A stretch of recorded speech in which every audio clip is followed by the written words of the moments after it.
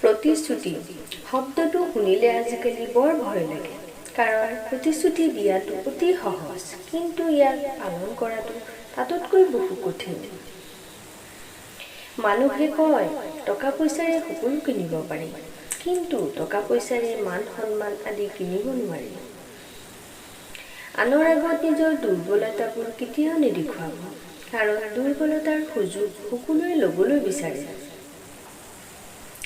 বিশ্বাস আৰু নিশ্বাস বৰ মূল্যৱান, যদি এবাৰ হেৰাই যায় তেন্তে আৰু ঘূৰাই পোৱা নাযায়।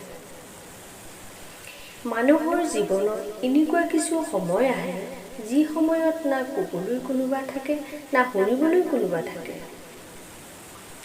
টকা পইচাই মানুহক দুখীয়াৰ পৰা ধনী বনাব পাৰে, কিন্তু মনত সুখ শান্তি আনি দিব নোৱাৰে।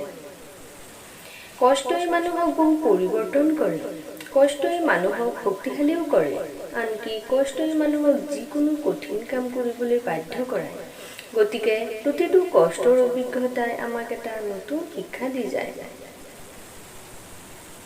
কিবা পাবলৈ হ'লে প্ৰথমে নিজৰ ওপৰত ভৰসা ৰাখিব লাগিব। যদি নিজৰ ওপৰত ভৰসা অটুট থাকে, তেন্তে তুমি তোমাৰ লক্ষ্যত উপনীত হ'ব পাৰিবা।